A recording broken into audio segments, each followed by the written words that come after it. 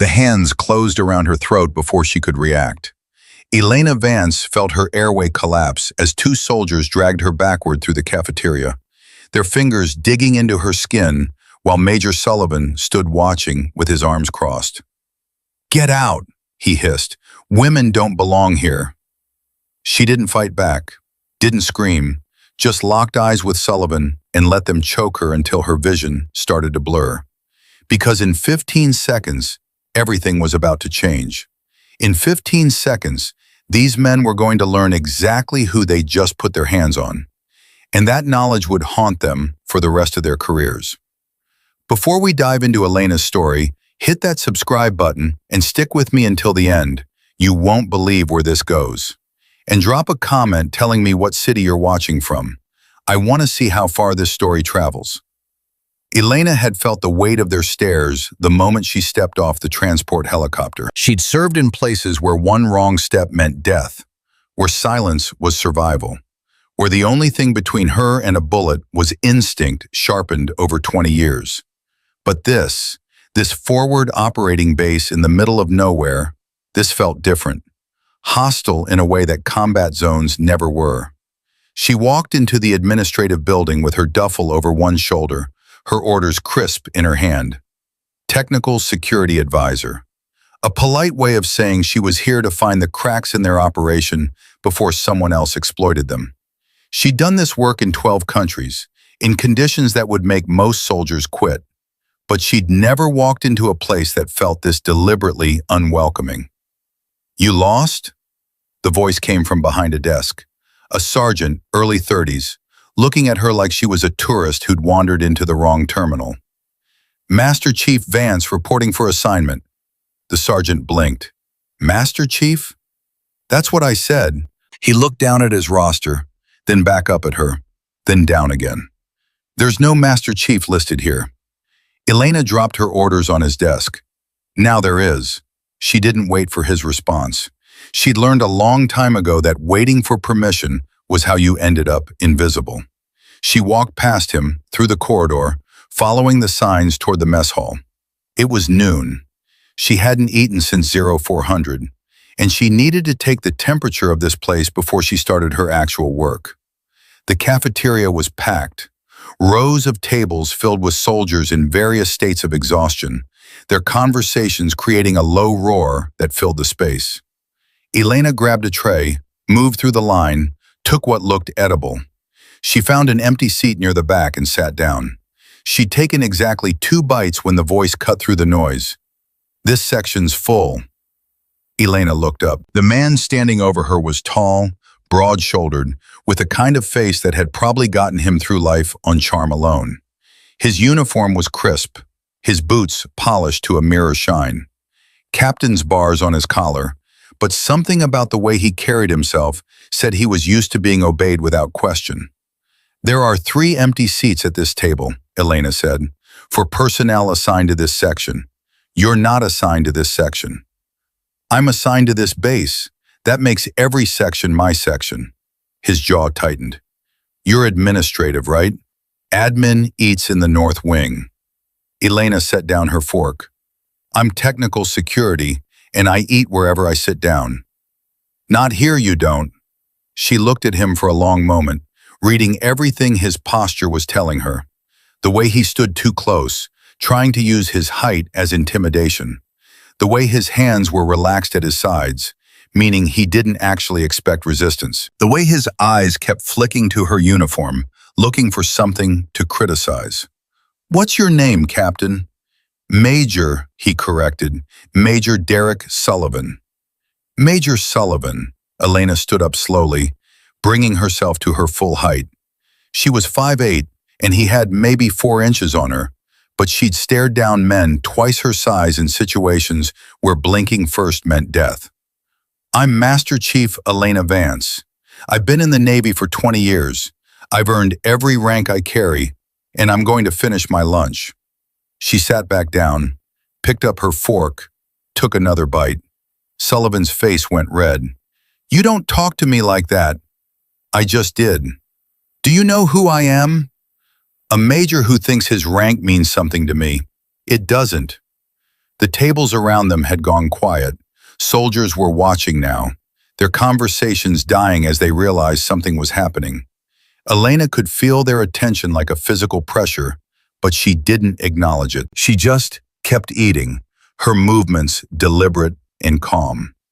Sullivan leaned down, putting his hands on the table.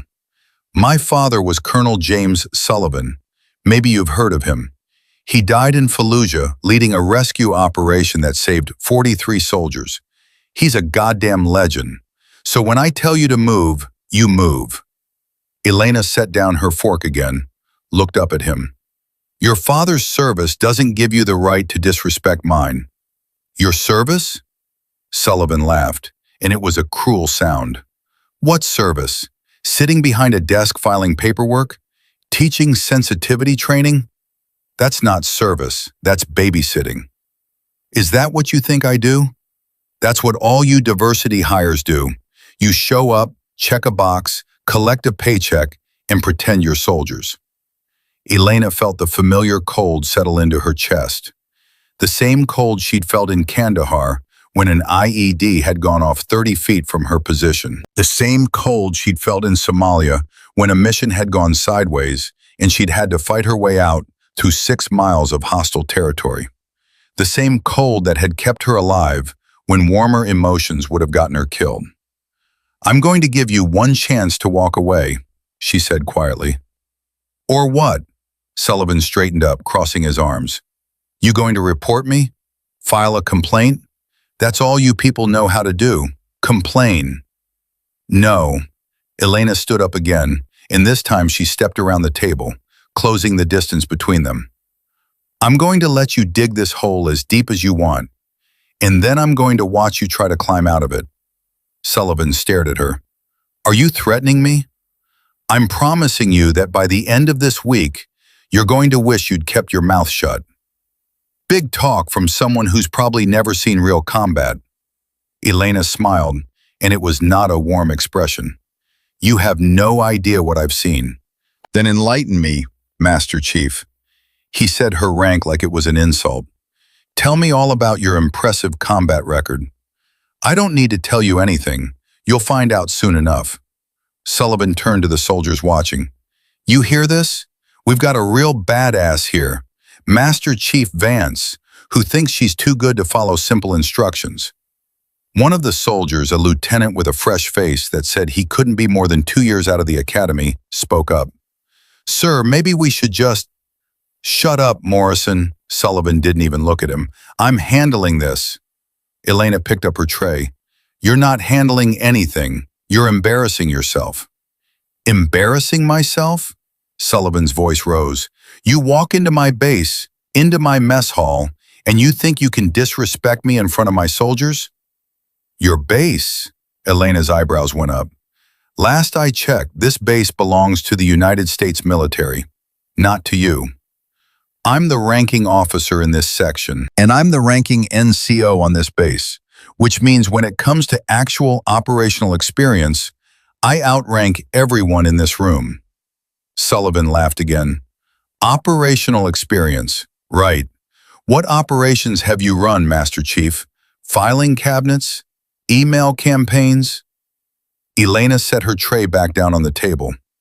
Last month, I was in Djibouti, identifying security vulnerabilities that had left an entire compound exposed to infiltration.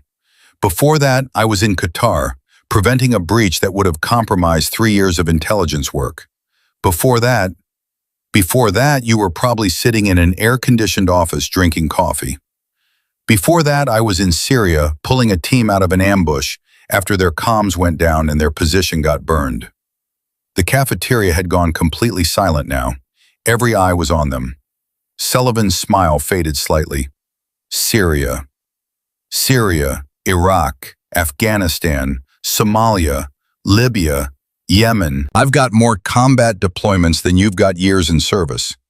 Bullshit. You want to see my DD-214? I'll pull it up right now. I want you to stop lying. Elena pulled out her phone, opened her personnel file, held it up so he could see the screen. 12 combat deployments, 4 Purple Hearts, 2 bronze stars, Navy Cross. That last one's for valor in combat. You know what you have to do to earn a Navy Cross? Sullivan stared at the screen. His face had gone pale. You have to do something so far beyond the call of duty that your commanding officer recommends you for the second highest military decoration in the armed forces. You want to know what I did to earn mine? He didn't answer. I held a defensive position for 6 hours while my team evacuated casualties. 6 hours with a fractured femur and a bullet in my shoulder, taking fire from 3 different positions, running out of ammunition twice, and having to scavenge from dead hostiles. 6 hours of keeping men alive who would have died if I'd quit. Sullivan's throat worked. That's not in your file. It's in my classified file, the one you don't have clearance to see. Classified. He said it like he didn't believe it. Elena put her phone away. I've spent 20 years doing things you don't even know are possible. I've worked with DevGru, with MARSOC, with special activities. I've run operations that won't be declassified for another 30 years. And I've done all of it without needing to wave my father's name around to make people respect me. The reference to his father landed like a slap. Sullivan's face went red again, but this time it was with anger and shame. You don't talk about my father. Then don't use his name as a shield for your own insecurity. I'm not insecure. You're terrified. Elena's voice was quiet now, almost gentle. You're terrified that you'll never measure up to him, that everyone who looks at you sees his legacy instead of your own accomplishments. That maybe you don't have any accomplishments worth looking at. So you tear down everyone around you to make yourself feel bigger. Especially women, because we're the easiest targets. Sullivan's hands had curled into fists. You don't know anything about me. I know exactly what you are. I've met 100 versions of you across 20 years, and every single one of them learned the same lesson. What lesson? That rank and reputation don't mean shit when the bullets start flying. That combat doesn't care about your father's legacy, or your polished boots, or your ability to intimidate people in a mess hall. That when it really matters, the only thing that counts is whether you can keep your people alive. And based on what I've seen so far, I wouldn't trust you to lead a patrol to the latrine. The words hung in the air like smoke. Soldiers shifted uncomfortably. Someone coughed. Someone else scraped a chair back. Sullivan's voice was shaking. You're done here. I'm having you transferred off this base. Try it. See what happens when you try to transfer a Master Chief who's here on orders from SOCOM. See how that conversation goes with your CO. SOCOM doesn't send Master Chiefs to do technical security. They do when the Master Chief has 20 years of experience in exactly the kind of operations this base supports. They do when the vulnerabilities we're looking for require someone who's actually been in the field, not someone who learned everything they know from a PowerPoint presentation. Sullivan opened his mouth, closed it, opened it again. I don't believe you. You don't have to believe me. You just have to stay out of my way while I do my job. Elena picked up her tray again, turned toward the disposal area, stopped and looked back at him. Oh, and Major, if you ever try to tell me where I can and can't eat again, I'll file a formal complaint for creating a hostile work environment. And that complaint will go straight to the base commander, who's going to ask why one of his majors is targeting a female Master Chief on her first day. That's not a conversation you want to have. She walked away, disposed of her tray, walked out of the cafeteria with her head high and her shoulders back. Behind her, she heard Sullivan's voice, low and furious. Everyone back to work. Show's over. But the show wasn't over. It was just beginning. Elena spent the rest of the afternoon checking in with various department heads, introducing herself, establishing her purpose. Most of them were professional. Some were curious about what a Master Chief was doing in a technical security role. A few were openly skeptical, but none of them tried to physically intimidate her or question her right to be there. By 1700 hours, she'd completed her initial rounds. She headed to her assigned quarters, a small room in the NCO housing block, barely bigger than a closet, but private and secure. She dropped her gear, changed into PT clothes, and headed for the gym. She needed to move, needed to burn off the adrenaline from the cafeteria confrontation, needed to remind her body that she was still capable, still strong, still the same woman who'd survived 2 decades of combat. The gym was moderately full, soldiers on treadmills, lifting weights, sparring on the mats. Elena headed for the pull-up bar in the corner, started her routine. 20 pull-ups, rest, 20 more, rest, 20 more. She was on her 4th set when she heard the voice behind her. Not bad. For a girl. Elena dropped from the bar, turned around. Sullivan stood there in PT gear, flanked by 2 younger soldiers. Both of them looked uncomfortable, like they'd rather be anywhere else. You following me, Major? This is the base gym. I'm allowed to work out here. Then work out. Stop talking. She turned back to the bar, grabbed it, pulled herself up. You know, Sullivan said, I did some checking after lunch, called a few people, asked around about you. Elena completed another pull-up. And nobody's heard of you.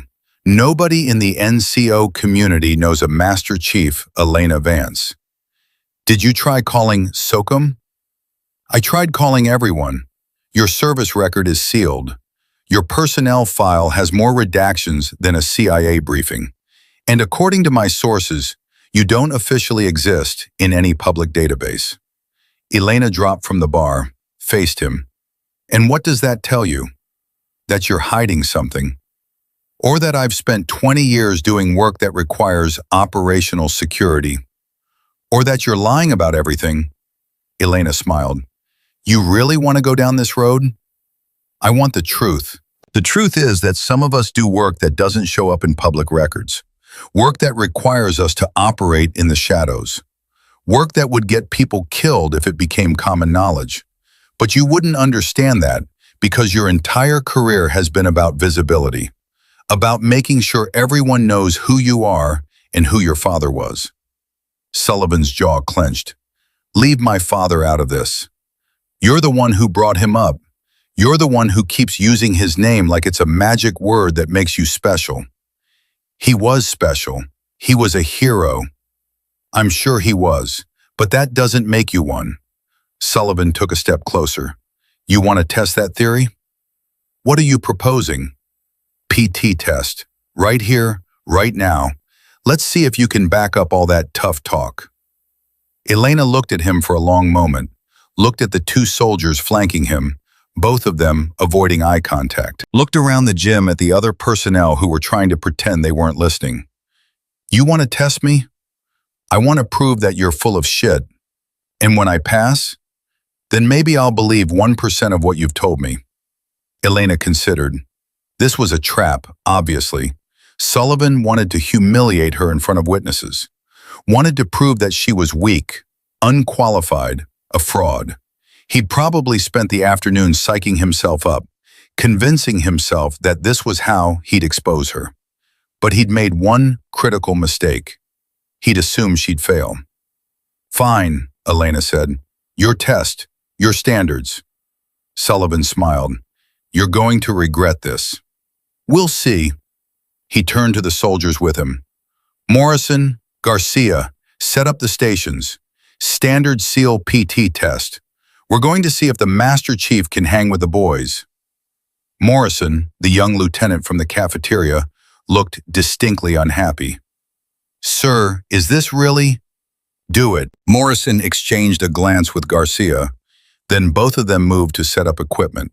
Pull-up bar, parallel bars for dips, medicine ball, running track marked on the floor. Sullivan turned back to Elena. Standard SEAL PT test. You should know it, right? If you really worked with DevGru? I know it. Then let's go. 4-mile timed run. Maximum push-ups in 2 minutes. Maximum sit-ups in 2 minutes.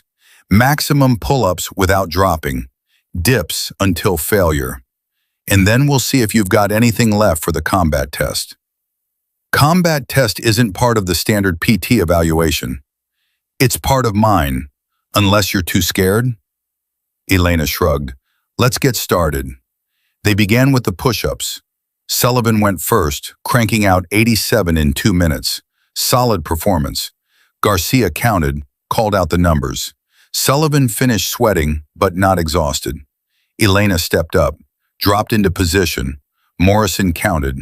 She hit 102 before the timer went off. Sullivan's smile faltered. Sit-ups next. Sullivan managed 93. Elena hit 108. Pull-ups. Sullivan maxed out at 26. Elena did 42 without breaking form. Dips. Sullivan got through 38 before his arms gave out. Elena did 55. By the time they got to the run, Sullivan was breathing hard and his face was flushed. Elena looked barely winded. They ran the 4 miles on the track outside, circling the gym building. Sullivan pushed hard, clearly trying to exhaust her, keeping a brutal pace for the first 2 miles. Elena stayed 3 steps behind him the entire time, matching his speed exactly, her breathing steady and controlled. At the 3-mile mark, Sullivan started to slow. His form broke. His shoulders hunched. He was sucking air. Elena passed him at 3.5 miles, pulled ahead smoothly, accelerating instead of fading, crossed the finish line 40 seconds before he did. When Sullivan finally stumbled across, bent over with his hands on his knees, Elena was standing there doing cool-down stretches, not even breathing hard. Morrison had the stopwatch. 26 minutes, 18 seconds, Master Chief. Sullivan straightened up. That's not possible. That's actually pretty slow for me, Elena said. I'm usually under 25, must be jet lag. Nobody runs a 4-mile in under 25 minutes. Elite marathoners do it in under 20. SEALs regularly hit 23 to 24. 25 is average for someone in peak condition who trains specifically for endurance. Sullivan shook his head. This doesn't prove anything. It proves I'm in better shape than you are. Physical fitness doesn't equal combat effectiveness. You're right, it doesn't. So what's your combat test? Sullivan straightened up, trying to regain some composure. Hand to hand, 3 rounds, submission or knockout. You want to fight me? I want to see if you can handle yourself when someone's actually trying to hurt you. Elena looked at him for a long moment. At his flushed face and his defensive posture, and his desperate need to prove that he was better than her at something, anything. No, she said. What? I'm not going to fight you. Because you're scared. Because I'm smart. If I fight you and I win, you'll claim I got lucky or that you went easy on me. If I fight you and you win, you'll use it as proof that I don't belong here. Either way, this doesn't end well for anyone. So you're backing down. I'm declining to participate in a pissing contest with someone who's already lost. Sullivan's face went dark. I haven't lost anything. You've lost every test so far. You've lost the respect of everyone watching, and you're about to lose the last shred of credibility you have if you keep pushing this. I'm not pushing anything. I'm just trying to establish the truth. The truth is already established. I've proven I can outperform you physically. I've shown you my service record. I've given you every piece of evidence you asked for. The only thing left is for you to accept reality. Sullivan stepped closer. The reality is that you don't belong here. The reality is that you're threatened by me, and instead of dealing with that like a professional, you're acting like a child who didn't get picked first for kickball. You don't talk to me like, I'll talk to you however I want. You don't get to dictate my behavior just because you're insecure about your own capabilities. Sullivan's hands shot out, grabbed her by the collar, shoved her backward. Elena didn't resist, didn't fight back, just let him push her until her back hit the wall. Morrison jumped forward. Sir, don't. Stay back, Lieutenant. Sullivan leaned in close. His face was inches from Elena's. His breath was hot and angry. You think you're better than me? You think your 20 years means shit? I could end your career with one phone call. Elena looked at him calmly. Let go of my uniform. Or what? Or I'll break your arm. Try it. I'm giving you a chance to walk away. Take it. I'm not walking anywhere until... Elena moved. One sharp strike to Sullivan's elbow, breaking his grip. A pivot using his own momentum against him. A sweep of his legs. And suddenly Sullivan was on the ground, face first, with Elena's knee in his back, and his arm twisted at an angle that would dislocate his shoulder if she applied any more pressure. It had taken less than 2 seconds. The gym had gone completely silent. Elena leaned down, spoke quietly in Sullivan's ear. I've been trained to kill people with my bare hands. I've done it more times than I can count. So when I tell you to let go of my uniform, I'm not asking, I'm warning you. Because if you ever put your hands on me again, I won't just break your arm. I'll make sure you never use it again. Do you understand? Sullivan gasped. Let me go. Do you understand? Yes, I understand. Elena released him, stood up, stepped back. Sullivan scrambled to his feet, holding his arm, his face red with pain and humiliation. You assaulted me, he said. You assaulted me first. I defended myself, and every person in this gym saw exactly what happened. Morrison nodded slowly. That's accurate, sir. Sullivan looked around at the soldiers watching. None of them would meet his eyes. He turned back to Elena. This isn't over. Yes, Elena said quietly. It is. You're going to walk out of here. You're going to go back to your quarters, and you're going to think very carefully about whether you want to continue down this path. Because if you do, I promise you it won't end well. Are you threatening me? I'm giving you the same advice I'd give any soldier who's about to make a career-ending mistake. Stop digging. Sullivan stared at her for another moment, then turned and walked out of the gym, moving stiffly, still holding his arm. Morrison and Garcia stood there awkwardly. Master Chief, Morrison said quietly, for what it's worth, that was the most impressive thing I've ever seen. Elena looked at him. What's impressive is knowing when to walk away from a fight. Remember that. She grabbed her water bottle, headed for the door, stopped and looked back at the gym full of soldiers. If anyone else has questions about whether I belong here, now's your chance to ask. Nobody said anything. Good, then we're done here. Elena walked out into the fading light, her heart still steady, her hands still calm, the cold still settled deep in her chest where it had lived for 20 years. Behind her, she heard Morrison's voice. That woman is terrifying. Garcia's response. That woman is a goddamn legend. Elena smiled. Tomorrow the real work would begin. The base commander's office smelled like stale coffee and bureaucratic frustration.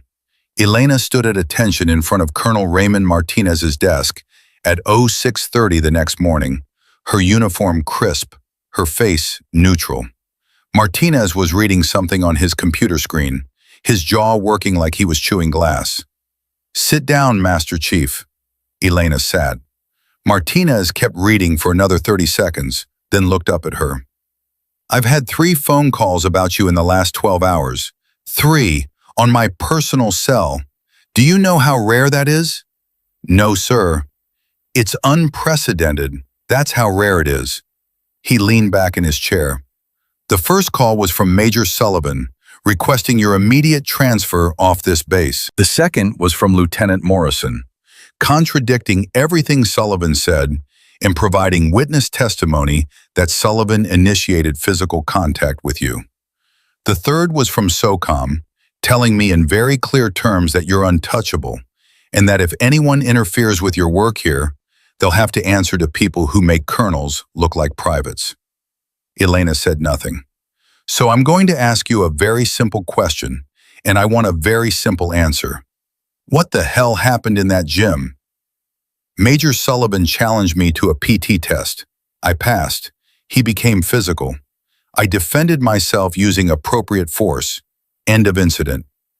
Sullivan says you assaulted him. Sullivan grabbed my uniform and shoved me against a wall. I used a basic defensive technique to neutralize the threat. 14 witnesses can confirm the sequence of events. Martinez drummed his fingers on the desk. You broke a major's arm. I didn't break it. I applied pressure to the joint. If I'd wanted to break it, it would be in a cast right now.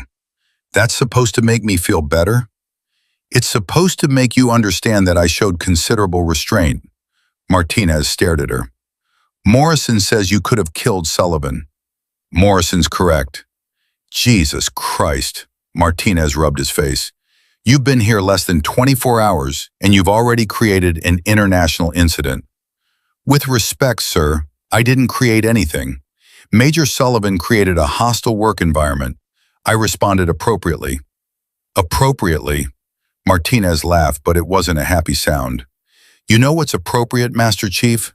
Filing a complaint through proper channels. Requesting mediation. Going through your chain of command. Not demonstrating hand-to-hand combat techniques on a superior officer. He's not my superior officer. He's a major. I'm a Master Chief. We operate in different chains of command. Don't play semantic games with me. Elena met his eyes. I'm not playing any games. I'm stating facts. Major Sullivan has a problem with female personnel. That problem manifested in him physically assaulting me. I defended myself. If you want to court-martial me for that, go ahead. But you'll have to explain to SOCOM why you're punishing a Master Chief for defending herself against assault. Martinez was quiet for a long moment. I don't want to court-martial anyone. I want this base to run smoothly. And that means I need my personnel to get along with each other. Then talk to Sullivan about his behavior. I'm talking to you about yours. My behavior is professional. His isn't. Your behavior got a major injured. My behavior prevented a major from committing a career-ending assault. You should be thanking me. Martinez's eyes narrowed. You've got a hell of a lot of confidence for someone in your position. My position is solid. Sullivan's isn't. Sullivan's father is dead, and his legacy doesn't give his son permission to assault people. Martinez's jaw clenched. You knew his father? Elena hesitated. This was dangerous ground, but she'd already committed to the truth, and backing down now would only make things worse. I knew of him. Everyone who served in Fallujah knew of him. Then you know he was a hero. I know he died in combat. I know his son uses that death as a shield for his own inadequacies. Martinez stood up. That's enough. Is it? Because from where I'm sitting, you brought me here to do a job, and in less than 1 day, I've identified a massive security vulnerability in your command structure. You've got a major who can't control his temper, who physically assaults subordinates, and who's operating under the delusion that his father's reputation gives him immunity. That's not just a personnel problem, sir. That's a leadership crisis. You're out of line. I'm exactly where I need to be, and you know it. They stared at each other across the desk. Elena could see the calculation happening behind Martinez's eyes. He was weighing options, measuring risks, trying to figure out which decision would cause him the least amount of trouble. Finally, he sat back down. What do you want, Master Chief? I want to do my job without being harassed. I want Major Sullivan to stay away from me. And I want to complete my security assessment without interference. And if Sullivan files a formal complaint, then I'll respond with my own complaint documenting his assault, his discriminatory behavior, and his creation of a hostile work environment. And I'll CC SOCOM, Navy JAG, and the Inspector General. Your choice how this plays out. Martinez exhaled slowly. You're not making this easy. I'm not here to make things easy. I'm here to make things secure. Fine. I'll talk to Sullivan. You stay away from him. Can you do that? As long as he stays away from me, I'll make sure he understands that. Martinez pulled up something on his computer. Now, about your actual job, what have you found so far? Elena shifted gears smoothly. Perimeter security is adequate but not optimal. Communications protocols are outdated. Personnel vetting procedures have significant gaps. And your facility access controls wouldn't stop a determined teenager with a laptop. That bad? Worse, you've got 3 separate systems that don't talk to each other, 4 different sets of credentials that aren't cross-referenced, and at least 7 people with access privileges they shouldn't have. Martinez's face had gone pale. 7? That I've identified in 12 hours. Give me a week and I'll probably find 20 more. How is that possible? Because you've been running this base like it's a peacetime training facility, but it's not. You're supporting active operations in 3 theaters. You've got classified intelligence flowing through here daily, and you're using the same security infrastructure you had 5 years ago when this was a logistics depot. Jesus, Martinez rubbed his temples. What do you need? Full access, every system, every database, every facility. And I need your personnel to cooperate without Sullivan poisoning the well. You'll have it. I'll send out a memo this morning. And Sullivan? I'll handle Sullivan. Just try not to break any more of my officers, okay? Elena stood. I'll do my best, sir. She left the office feeling marginally better about the situation. Martinez was at least willing to listen, which put him ahead of most commanding officers she dealt with. But Sullivan was still a problem, and problems like him didn't go away just because a colonel told them to behave. She spent the rest of the morning in the communications center, reviewing access logs and security footage. The systems were worse than she'd initially assessed. Passwords written on sticky notes, shared credentials, no 2-factor authentication. She could have breached the entire network from a coffee shop in Kabul with 15 minutes in a decent internet connection. At 11:30, she took a break and headed back to the mess hall. Different time, different crowd, but she could feel the attention the moment she walked in. Word had spread. Everyone knew about the confrontation with Sullivan. Everyone knew she'd put him on the ground. She got her food and found a table. This time, no one told her to move. She was halfway through her meal when Morrison approached, tray in hand. Mind if I sit, Master Chief? Elena gestured to the empty chair. It's a free country. Morrison sat down, but he looked nervous. I wanted to apologize for yesterday, for not intervening earlier. You're a lieutenant. Sullivan's a major. You did what you could. I could have done more. You gave an honest witness statement. That's more than most people would do. Morrison picked at his food. He's not a bad guy, you know, Sullivan. He's just complicated. Complicated people don't grab women by the throat. He didn't grab your throat, he grabbed your collar. Because I moved. If I'd been slower, his hands would have been around my neck. I've seen that move before. I know where it goes. Morrison was quiet for a moment. His father really was a hero. I'm sure he was. Sullivan grew up hearing stories about what his dad did, about the men he saved, about the sacrifice he made. That's a lot to live up to. It's also not an excuse to assault people. I know. I'm not defending what he did. I'm just trying to give you context. Elena set down her fork. You want to know why I'm really here?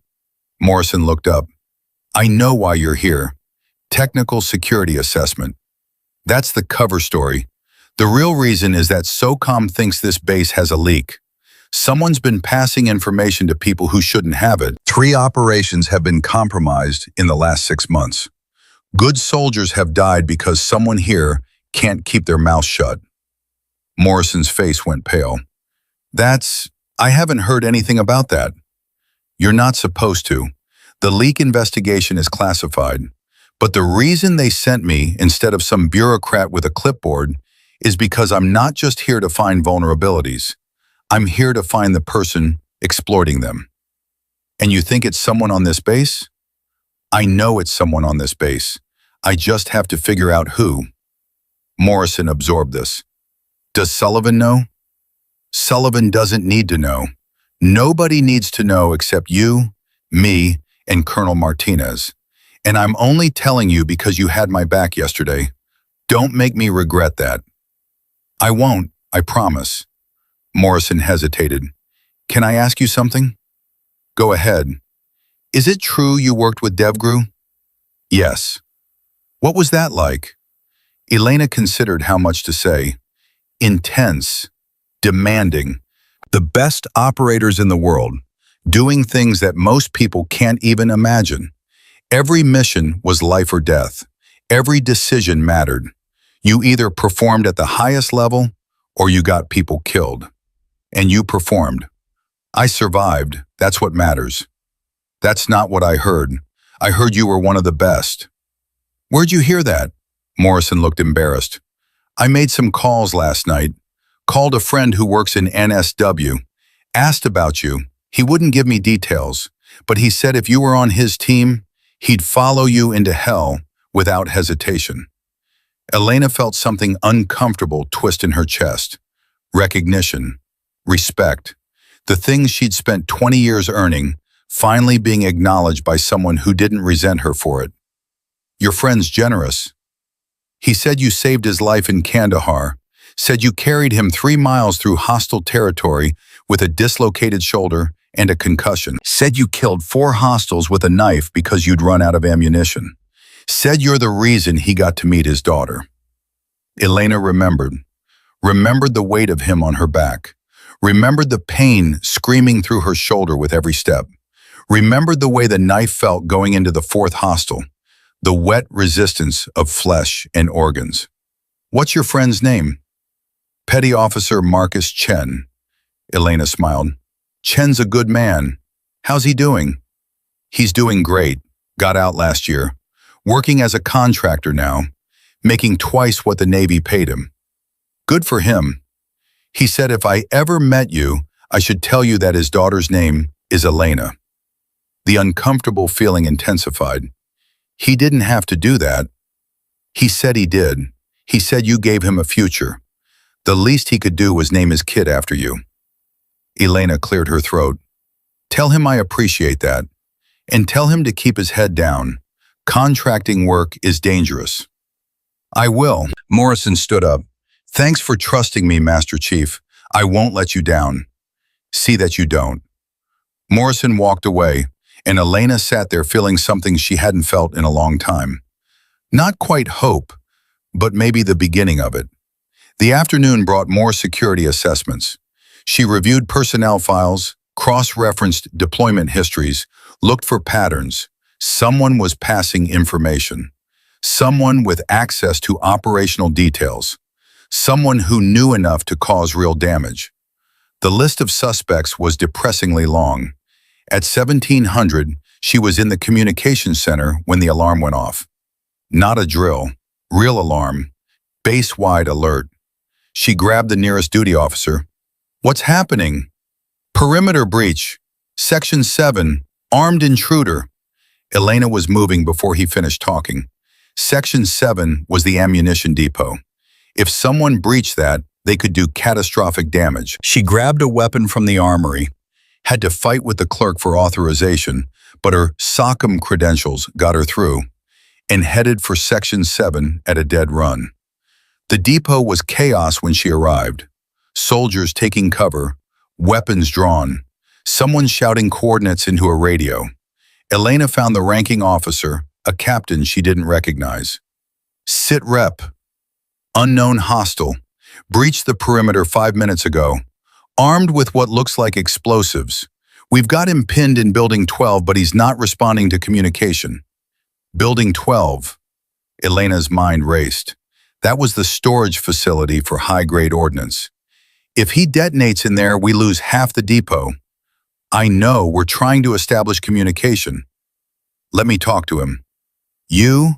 Who are you? Master Chief Vance, Technical Security. This is my jurisdiction. The captain looked skeptical, but handed her the radio. Channel 3. Elena switched channels. This is Master Chief Elena Vance. I'm coming in unarmed. Don't do anything stupid. No response. She handed the radio back, started walking toward Building 12. Master Chief, you can't... Watch me. She crossed the open ground slowly, hands visible, no weapon. If the hostile wanted to shoot her, she was giving him a clear shot, but she was betting he didn't. Because if her suspicions were correct, this wasn't an intruder at all. She reached the building. The door was open. She stepped inside. The man standing in the center of the room was young, maybe 23, wearing civilian clothes and holding what looked like a detonator. His hands were shaking. "Don't come any closer," he said. Elena stopped. "What's your name?" "Doesn't matter. It matters to me." She kept her voice calm, neutral. "My name's Elena. I'd like to know who I'm talking to." "I'm not talking. I'm making a statement." "About what?" "About how this base treats people. About how they lie and cover up and pretend everything's fine when it's not." Elena studied him. Young, scared, angry. This wasn't a trained hostile. This was someone who'd reached a breaking point. "You work here," she said. He didn't answer. "You work here, and something happened. Something that made you feel like this was the only way to be heard. Nobody listens. Nobody cares." "I'm listening. You're just trying to stall until they shoot me. If I wanted you shot, I wouldn't have come in here alone." Elena took a slow step forward. "That device in your hand, is it real?" He hesitated. "Real enough." "Real enough means fake, which means you're not here to hurt anyone. You're here to make a point." "I could still detonate it." "You could, but you won't, because that's not who you are." "You don't know who I am."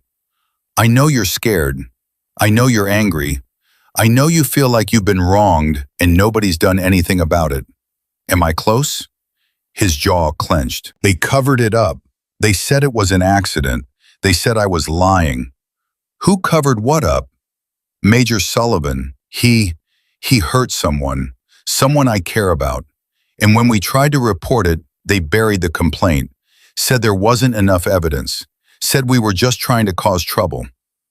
Elena felt the cold settle deeper into her chest. "Sullivan hurt someone. He got physical with one of the female enlisted personnel, grabbed her, shoved her, said things that shouldn't be said. And when she reported it, they made her life hell until she withdrew the complaint." "What's your name?" Elena asked again. "Corporal Daniel Hayes." "And the person Sullivan hurt?" "Private First Class Sarah Hayes, my sister." Everything clicked into place. The leak, the compromised operations, the desperation that would drive someone to fake a bomb threat. "Where's your sister now, Daniel?" "Transferred out, medical discharge, anxiety disorder, because they wouldn't protect her, so her body shut down. And Sullivan's still here, still in command, still doing whatever he wants because his father was a hero." Elena took another step forward. "Give me the detonator." "Why should I?" "Because I believe you. Because I'm going to do what should have been done months ago. I'm going to make sure Sullivan answers for what he did." "You can't. Nobody can touch him." "I already touched him, yesterday in the gym. Put him on the ground in front of 14 witnesses. Want to know why?" Daniel stared at her. "Because he grabbed me, just like he grabbed your sister. And I didn't file a complaint. I didn't go through channels. I defended myself. And now everyone on this base knows that he's not untouchable." "That doesn't help Sarah." "No, but it starts the process. It opens the door. And if you give me that detonator and walk out of here with me, I'll make sure that door stays open. I'll make sure your sister's case gets reopened. I'll make sure Sullivan faces real consequences." "Why would you do that?" "Because I've spent 20 years watching men like Sullivan get away with things they shouldn't. And I'm done watching." Daniel's hands were still shaking. "They'll arrest me." "Probably, but I'll testify on your behalf. I'll explain the circumstances. I'll make sure they understand why you felt this was necessary." "I could go to prison." "You could, or you could trust me and let me fix this the right way." They stared at each other across the room. Elena could hear voices outside, footsteps, the tactical team getting into position. "Last chance, Daniel. Give me the device or they're coming in. And if they come in, someone might get hurt. Maybe you, maybe them, maybe both." Daniel looked at the detonator in his hand, looked at Elena, looked back at the detonator. Then he held it out to her. Elena crossed the room, took the device gently, set it on the floor, looked Daniel in the eyes. You did the right thing. Did I? You tried to protect your sister. That's what family does. Now let me protect both of you. She led him outside. The tactical team swarmed in, weapons raised, shouting commands. Elena put herself between them and Daniel. Stand down. He's unarmed. He's surrendering voluntarily. Master Chief, step aside.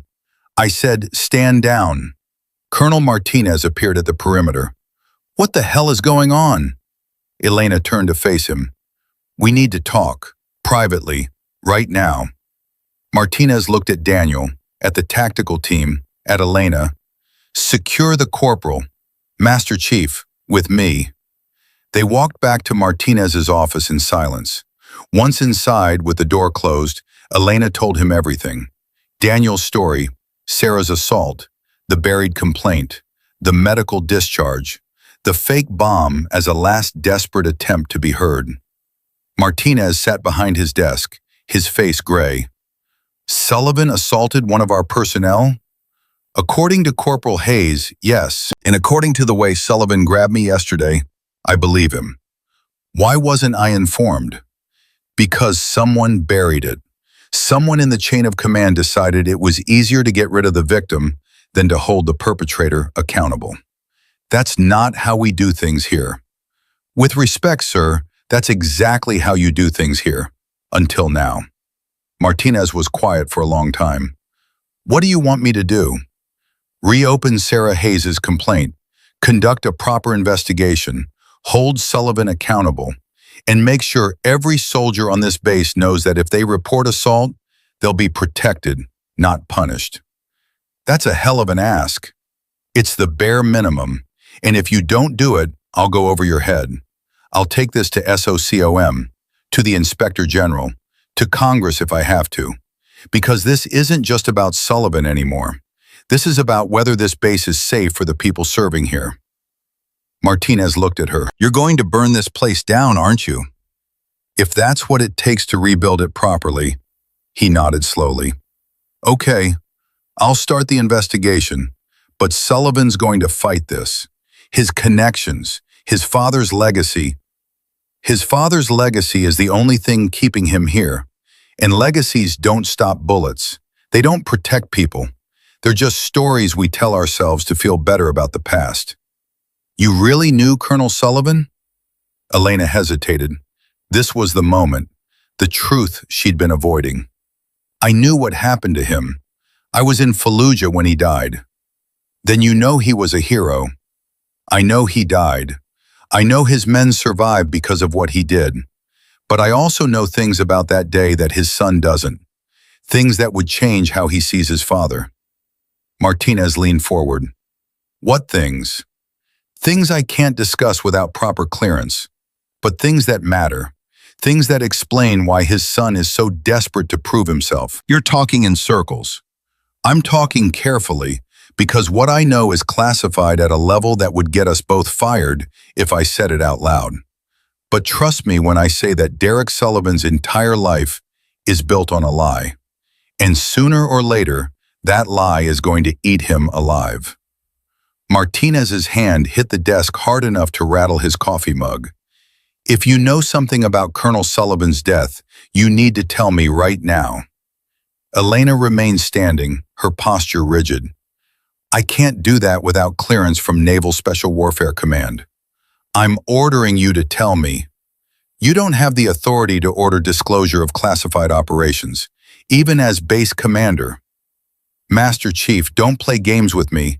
A soldier just took hostages because he thinks we're covering up assault allegations. If there's more we're covering up, there's always more. Elena's voice was flat.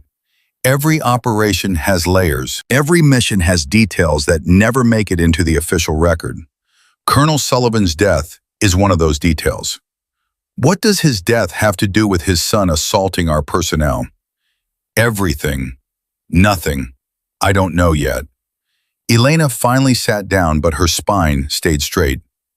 Derek Sullivan is trying to live up to an image of his father that doesn't match reality.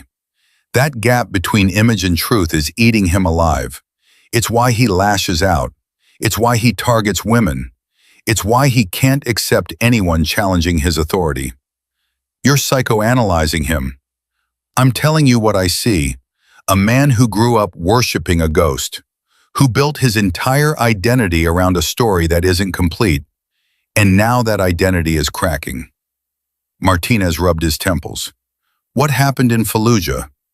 I told you, I can't. The door crashed open. Sullivan stood there, his face flushed, his uniform disheveled. You're reopening the Hayes investigation? Martinez stood up.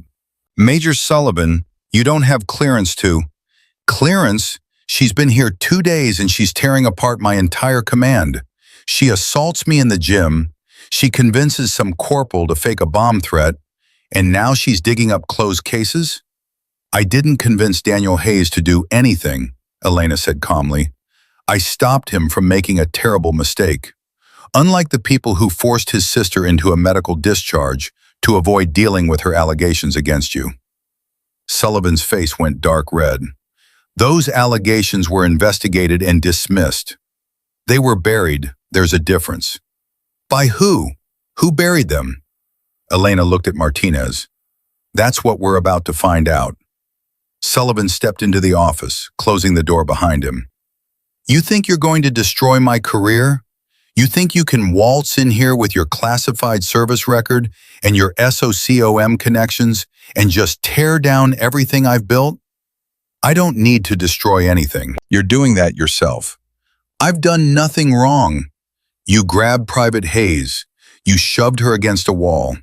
You said things to her that made her afraid to come to work. That's not nothing. I was maintaining discipline. She was what? A woman? In your space? Existing in a way that offended you? Sullivan's hands were shaking. You don't know what you're talking about. I know exactly what I'm talking about. I've seen this pattern 100 times. Insecure men taking out their inadequacies on anyone they perceive as weak. Usually women. Sometimes junior enlisted. Always people who can't fight back without risking their careers. I'm not insecure. You're terrified. Every single moment of every single day. Terrified that someone's going to figure out that you're not your father.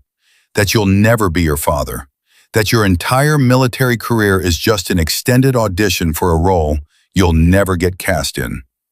Sullivan lunged forward. Martinez moved between them, hands up. Major, stand down. She doesn't get to talk about my father. Then stop using him as a shield. Elena's voice cut through the room like a blade. Stop hiding behind his name every time someone questions your decisions. Stop acting like his sacrifice gives you permission to abuse people. He died serving his country. You're dishonoring that every time you lay hands on someone who can't defend themselves. Sullivan's breathing was ragged. You didn't know him. I know enough. You know nothing. You weren't there. You didn't see what he did. You didn't. I was there. The words dropped into the room like stones into water. Sullivan froze. What? I was in Fallujah, November 2004. I was part of the operation when your father died. The color drained from Sullivan's face. Martinez sat down slowly, his eyes moving between them. You're lying, Sullivan whispered. I'm not. Prove it. Elena pulled out her phone, opened a heavily encrypted file, showed him a photograph. Young Elena, 20 years younger, covered in dust and blood, standing next to a Humvee with 3 other operators. The timestamp read, November 10th, 2004. Sullivan stared at the photo. That's the day he died. That's the day he died. What were you doing there? You said you were technical security. I said I worked with DevGru, with special activities, with people who do things that don't make it into official records. Your father's rescue operation? I was there for the aftermath. Sullivan grabbed the phone, zooming in on the photo. This doesn't prove anything. It proves I was there. It proves I saw what happened. And it proves that the story you've been told isn't the complete story. What story? What are you talking about? Elena took her phone back. Your father died leading a rescue operation. That part's true. 43 soldiers made it out because of what he did. That part's also true. But the reason they needed rescuing in the first place? That's the part you don't know. Martinez leaned forward. Master Chief, if you're about to disclose classified, I'm not disclosing anything that hasn't already been documented in 3 separate investigations. I'm just connecting dots that Derek's never been allowed to see. Sullivan's voice was shaking. Tell me. Your father's convoy was ambushed because someone leaked their route. Someone with access to operational intelligence. Someone who knew exactly where they'd be and when. The rescue operation wasn't heroic improvisation. It was damage control for a catastrophic security breach. The room went silent. Sullivan's lips moved, but no sound came out at first. Then, you're saying someone betrayed him? I'm saying someone betrayed 43 soldiers. Your father died cleaning up their mess. Who? Who did it? That investigation is still ongoing, officially. Unofficially, the person responsible was never prosecuted because the evidence was circumstantial and the political fallout would have been devastating. Sullivan sat down hard in the chair next to Elena. His face had gone gray. My whole life, everything I was told about how he died, was true. He did lead a rescue operation. He did save those men. He did sacrifice himself. But he shouldn't have had to. Those soldiers shouldn't have been in that position in the first place. Why didn't anyone tell me? Because the investigation was classified. Because revealing it would mean admitting that we lost an officer due to internal treachery. Because it was easier to make him a martyr than to admit we failed to protect him. Martinez spoke quietly. This is confirmed? There was definitely a leak? There was definitely a leak. Whether it was intentional or negligent is still debated, but someone talked who shouldn't have, and Colonel Sullivan paid the price. Sullivan put his head in his hands. I spent my entire career trying to be like him, trying to live up to what he did, and it was all real, Elena said firmly. What he did was real. His courage was real. His sacrifice was real. The only thing that wasn't real was the idea that he died in some random combat engagement. He died because someone in his own ranks failed him. And you've known this the whole time? Since yesterday you've known this and you didn't? I wasn't sure it was the same Sullivan until I saw your service record. And once I confirmed it, I had to decide whether telling you would help or hurt the investigation I'm conducting here. Sullivan looked up. What investigation? Martinez and Elena exchanged glances. Martinez nodded. Elena turned to Sullivan. This base has a leak. Someone's been passing operational intelligence to hostile actors. 3 operations have been compromised in 6 months. Good soldiers have died. And I'm here to find out who's responsible. A leak. Sullivan's voice was hollow, like the one that killed my father. Possibly connected to the same network. Possibly not. That's what I'm trying to determine. Sullivan stood up abruptly. I want in. What? I want to help. I want to find whoever's doing this. His voice cracked. I want to make sure what happened to my father doesn't happen to anyone else. Elena studied him. 2 hours ago, you were trying to get me kicked off this base. 2 hours ago, I didn't know you were trying to catch the kind of person who killed my father. And Private Hayes? And your assault on her? Sullivan's face twisted. I don't know what to say about that. I was angry. I've been angry for so long I don't know how to be anything else. She reminded me of, it doesn't matter. There's no excuse for what I did. No, there isn't. But I can try to make it right. I can help with the investigation. I can. You can start by giving me a list of everyone who knew about the operations that were compromised, Elena said. Everyone with access to the intelligence. Everyone who had opportunity and means. Martinez spoke up. That's at least 30 personnel. Then we start with 30 and narrow it down. Sullivan pulled out his phone. I can have that list to you in an hour. Make it 30 minutes. He nodded and left, moving like someone who'd just taken a body blow and was still trying to figure out how to breathe. Martinez waited until the door closed. You think he's sincere? I think he's broken. Whether that makes him sincere or dangerous, I haven't decided yet. You really think there's a connection between the leak that killed his father and the leak here? I think patterns repeat. I think people who get away with betrayal once often try it again. And I think the timing is suspicious. What timing? Sullivan Jr. gets assigned here 8 months ago. 6 months ago, the leaks start. Could be coincidence. Could be someone using his presence as cover. Could be a lot of things. Martinez's face went pale. You think Sullivan's the leak? I think Sullivan's a suspect. Everyone with access is a suspect until they're cleared. But you just told him about the investigation. I told him what I wanted him to know. I didn't tell him everything. Elena stood up. I need access to the Hayes file, the real one, not the sanitized version that was filed officially. Why? Because Daniel Hayes didn't fake a bomb threat because his sister got harassed.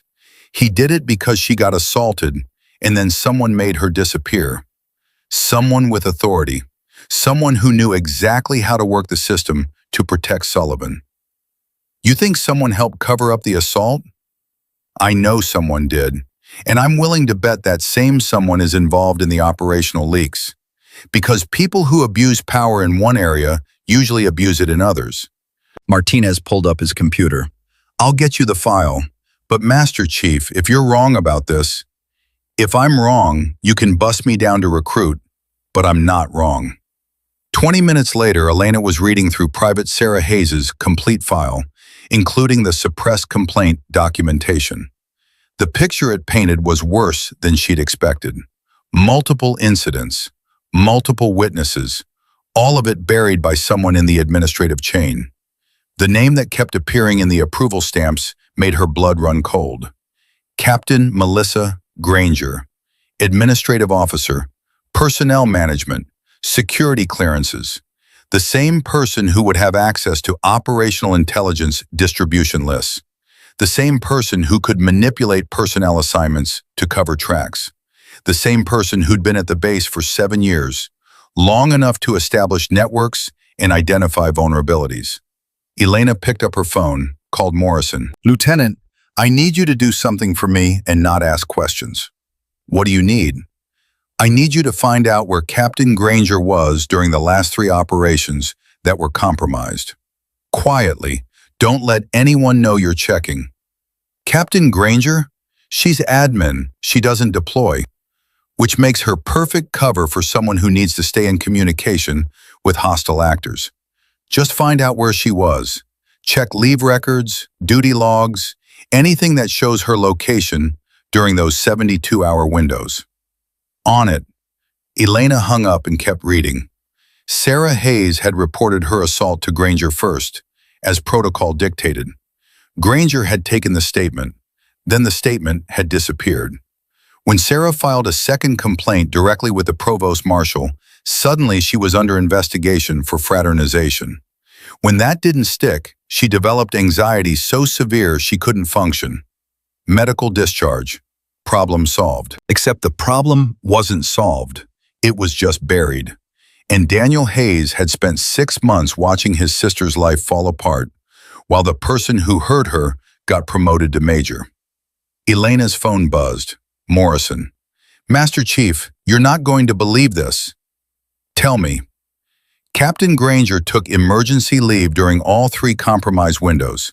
Family emergency in D.C., medical emergency in Virginia, another family emergency in Maryland. 3 different excuses, 3 different locations, but the timing lines up perfectly with when the intelligence would have been passed. Elena felt the pieces clicking into place. What's her connection to D.C.? Grew up there. Father worked for the State Department. Mother was with the Defense Intelligence Agency before she retired. DIA. Elena's jaw clenched. Morrison, I need you to pull Granger's complete service record. Every assignment, every deployment, every school. and I need it 5 minutes ago. I'll have to go through official channels. Then go through official channels. Just do it fast. She hung up and headed for Martinez's office again. Found him on the phone with someone, arguing about budget allocations. She waited until he hung up. We need to detain Captain Granger. Now. Martinez blinked. What? She's the leak. She's the one who buried Hayes' complaint. And I'm willing to bet she's connected to whatever network compromised your father's convoy in Fallujah. That's a hell of an accusation based on what evidence? Emergency leave timing that matches every single intelligence compromise. Administrative authority to bury complaints and manipulate personnel files. And family connections to defense intelligence. Put it together. Even if you're right, I can't just detain an officer without cause. Then find cause, but do it before she realizes we're onto her. Martinez stared at her. You're serious. Dead serious. And if I'm wrong, I'll take full responsibility. But if I'm right and she runs, we lose our chance to unravel the entire network. Martinez picked up his phone. Security, this is Colonel Martinez. I need Captain Melissa Granger brought to my office immediately. No explanation. Just bring her. Elena felt her heartbeat steady. This was it. Either she was about to crack open a conspiracy that had been running for years, or she was about to destroy her own career on a bad hunch. 10 minutes later, Granger walked into the office, confused and slightly annoyed. Sir, I was in the middle of... She saw Elena and stopped. Master Chief Vance, Colonel Martinez, what's this about? Martinez gestured to a chair. Sit down, Captain. Granger sat, but her posture was defensive. Am I in some kind of trouble? That depends, Elena said, on how honest you're willing to be. Honest about what? About Private Sarah Hayes. About why her assault complaint disappeared. About why you've taken emergency leave during every single operational compromise this base has experienced in the last 6 months. Granger's face went very still. I don't know what you're talking about. Then let me spell it out. Elena leaned forward. You buried Hayes' complaint to protect Sullivan. Why? What did he have on you? Or what did you get in return? I buried nothing. The complaint was investigated and found to lack sufficient evidence. Funny, because I've read the complete file, including the witness statements you never forwarded to the Provost Marshal, including the medical evidence you failed to document, including the pattern of behavior that would have gotten Sullivan court-martialed if anyone had connected the dots. Granger's hands were gripping the armrests. You have no authority to... I have every authority. I'm here on orders from SOCOM to investigate security vulnerabilities. And you, Captain, are a massive security vulnerability. This is harassment. This is an investigation. And unless you start talking right now, it's going to become a criminal investigation. Martinez spoke quietly. Captain Granger, I'm giving you one chance to cooperate. Tell us what you know. Tell us why you protected Sullivan. Tell us who you've been communicating with during your emergency leaves. Granger stood up. I want a lawyer. Sit down, Elena said. I'm invoking my right to... You're invoking nothing until I'm finished. Sit down. Something in Elena's voice made Granger freeze, made her sit, made her realize that she wasn't dealing with bureaucratic military protocol anymore. She was dealing with someone who'd operated in places where rights and lawyers didn't exist.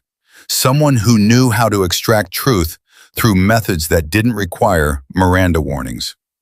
Elena's voice dropped to barely above a whisper. I know about Fallujah. I know about the network. I know that whoever's running it has been active for 20 years. And I know that you're either part of it or you're protecting someone who is. So you have exactly 10 seconds to decide which side of this you want to be on. The side that cooperates and maybe salvages something from their career, or the side that goes down with the ship. Granger's eyes were wide. You can't know about what? About the intelligence network that's been selling operational details to hostile actors Since 2004? About the fact that Colonel James Sullivan died because someone in that network leaked convoy routes? About the fact that his son was stationed here specifically to give that network cover for their current operations? No, no, that's not. Derek doesn't know. He has no idea. He's not part of this. But you are. Granger's face crumpled. I didn't have a choice. Martinez leaned forward. There's always a choice, not when they have evidence that could end your career, not when they know things about you that could destroy your family, not when they make it very clear that cooperation is the only option. Who's they? Elena asked. Give me names. I can't. They'll kill me. We'll protect you. You can't protect me from them. They're everywhere. They have people at every level. Granger stopped, her eyes going to the door. Elena turned just as Sullivan walked in, holding the personnel list she'd requested. And that's when Granger lunged for the gun on Martinez's desk. Elena moved faster than thought. Her hand caught Granger's wrist before her fingers touched the weapon, twisting hard enough that Granger cried out and dropped to her knees. The gun stayed on the desk. Martinez grabbed it, backing away. Sullivan stood frozen in the doorway. Lock the door, Elena said to him. Sullivan didn't move. Lock the door or I break her wrist. He locked it. Elena maintained the wrist lock, keeping Granger immobilized. Now you're going to tell me everything. Every name, every operation, every single detail about who's running this network. They'll kill my daughter. Granger's voice was choked with pain and terror. They have photos of her, her school schedule. They know where she lives with my ex-husband. They said if I ever talked, where's your daughter now? Virginia, Alexandria. She's only 9 years old. Please, you have to. Elena looked at Martinez. Get NCIS on the phone. Tell them we need immediate protective custody for a minor in Alexandria. Give them the address. I can't give you her address, Granger sobbed. The moment I do, they'll know I talked. They already know you talked. You think Sullivan walking in here was coincidence? Elena glanced at the major who had gone pale. Someone sent him. Someone who wanted to see what would happen when you saw him. Someone who's testing whether you've broken. Sullivan's voice was barely audible. I got a text, anonymous, said you needed this list urgently, gave me the exact time to deliver it. From what number? He checked his phone. Blocked, encrypted routing. Elena felt the cold deepen. They're watching us right now. They know we're close, which means we have maybe 10 minutes before they burn everything and disappear. Martinez was already on his phone. This is Colonel Martinez at Forward Operating Base Sentinel.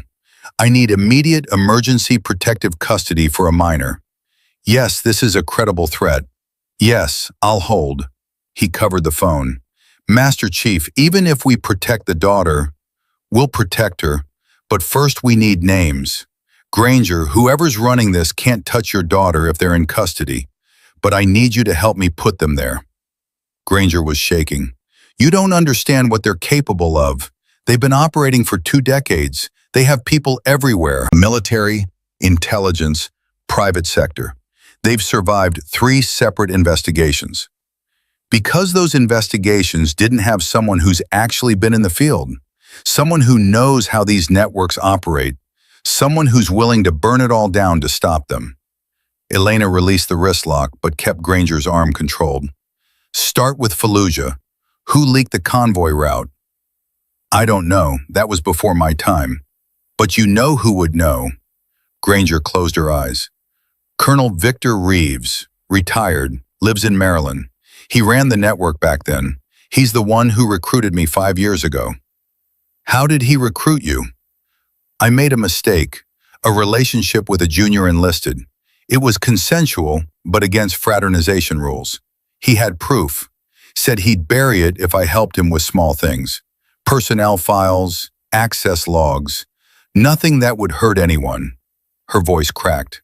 But it never stays small. Sullivan spoke from the door.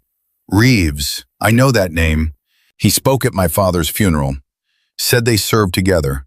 Said my father was the finest officer he'd ever known. Your father probably was, Elena said, which is why Reeves had to get rid of him. Your father must have been getting close to discovering the network. So they sent him into an ambush.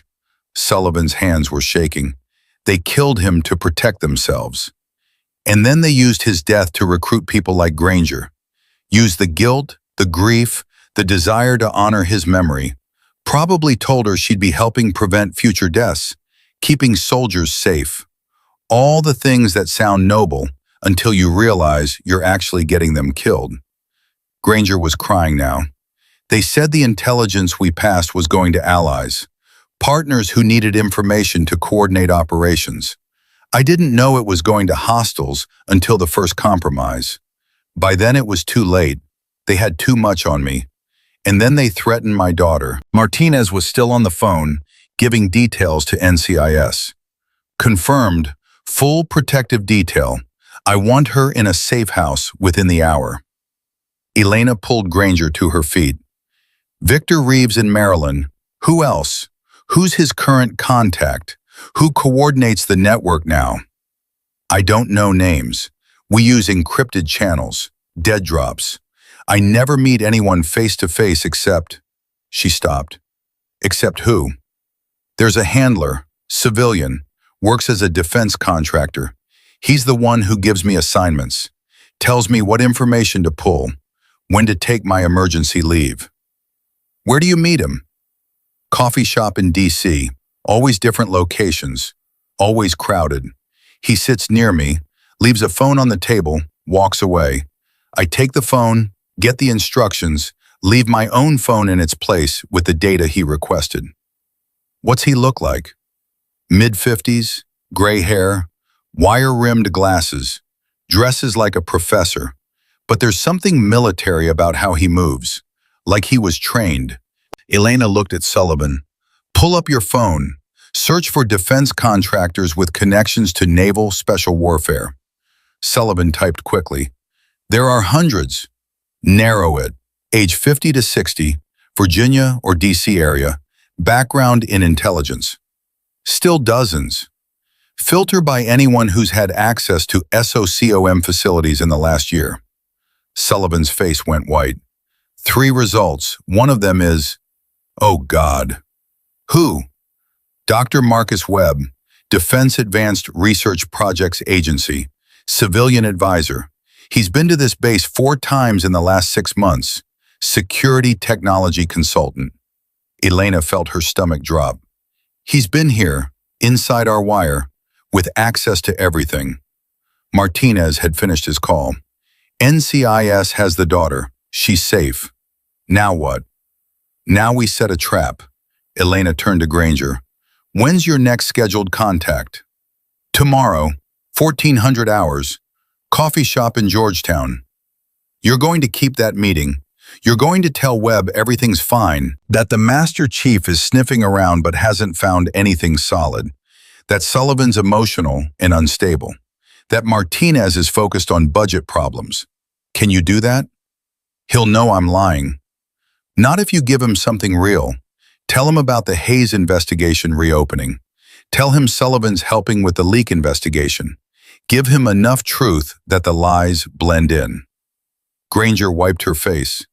And then what? Then we follow him, see where he goes, who he talks to, and we take down the whole network in one move. They'll kill me when they find out I cooperated. They won't find out until it's too late. By the time Webb realizes what happened, he'll be in custody. Elena looked at Martinez. I need authorization to run this operation. Off book, no official channels until it's done. If this goes wrong, I take full responsibility, but it won't go wrong. Martinez studied her for a long moment. You've run operations like this before, more than you want to know about. And they worked? I'm still here. He nodded slowly. Okay, you have 24 hours. But Master Chief, if you're going to take down a network that's been operating for 20 years, you better be damn sure you get all of them. Because if even one person slips through, they'll rebuild. I'm aware. Elena turned to Sullivan. I need you to do something that's going to hurt. What? I need you to go back to your quarters, act normal, be the emotional, unstable officer everyone thinks you are. If Webb has people watching you, and he probably does, they need to see you falling apart, drinking, angry, confused about your father. Can you do that? Sullivan's throat worked. You want me to fall apart? I want you to act like you're falling apart. There's a difference, but it has to be convincing.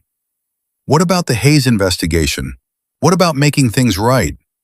We'll make things right. But first, we have to make sure the people who've been destroying lives for 20 years can't destroy anymore. Your father died trying to protect his soldiers. This is how you honor that. Not by living up to some impossible standard, by actually protecting people. Sullivan looked at Elena for a long moment. He really was trying to stop them, wasn't he?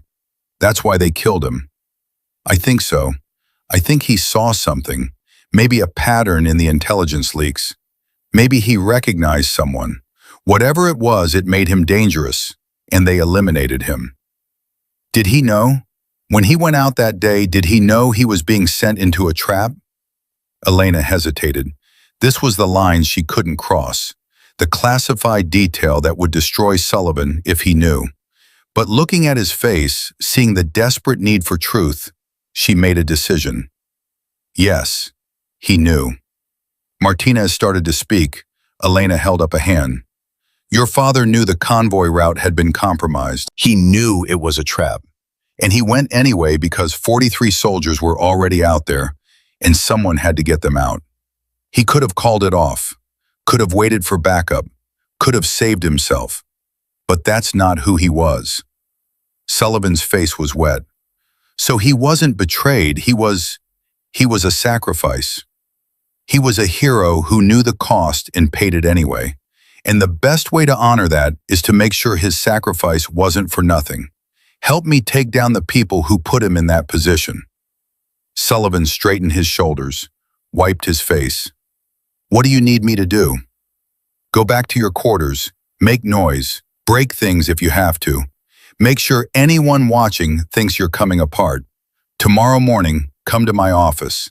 Demand answers about your father. Be angry, be loud, be exactly what they expect. And then we spring the trap. Sullivan nodded and left. The door closed behind him with a soft click. Granger spoke quietly. He really didn't know about the network, about any of it. No, he was just a useful idiot, someone whose presence gave you legitimacy and cover. Elena pulled Granger to the chair, sat her down. Now I need you to write down everything, every contact, every piece of intelligence you passed, every meeting location, every method of communication, all of it. That'll take hours. You have 4. Martinez, get her a laptop, secure room, guard on the door, nobody in or out except us. Martinez nodded. I'll set it up in the SCIF. Good. Granger, you breathe wrong, and I'll make sure your daughter grows up knowing exactly what her mother became. Are we clear? Granger's face hardened. Crystal. 2 guards took her away. Elena and Martinez were left alone in the office. Martinez poured himself a drink from a bottle in his desk, offered one to Elena. She shook her head. You really knew about Fallujah, he said, about Colonel Sullivan. I knew. Why didn't you tell his son the whole truth? Because the whole truth is that his father went out there knowing he wouldn't come back, knowing the rescue was suicide. He left a letter for his family, destroyed it before the mission, left nothing but a note to his CO saying, if anything happened, make sure Derek believes he died trying to save his men, not that he died knowing he'd been sacrificed by his own command. Martinez drank. Jesus. Colonel Sullivan was a better man than most people will ever know, and his son has been carrying a ghost that doesn't exist. The father he worships was even more heroic than the story he was told. But if Derek knew that his father chose to die, chose to walk into that ambush, it would destroy the last thing holding him together. So you lied. I edited. There's a difference. Not much of one. Enough to let that kid sleep at night. Enough to let him honor his father without drowning in the weight of it. Martinez set down his glass. What's your real assignment here, Master Chief? Because I'm starting to think the leak investigation is secondary. You're right. So what's primary? Elena looked at him steadily. The network that killed Colonel Sullivan has been operating for 2 decades. They've compromised dozens of operations, gotten hundreds of soldiers killed, sold intelligence to hostile actors across 3 continents, and every investigation into them has failed because they're too embedded, too protected, too careful. Until now. Until now. Because someone at SOCOM finally realized that the only way to take down a network this sophisticated is to send someone who thinks like they do. Someone who's operated in the shadows long enough to know how shadow networks work. Someone like you.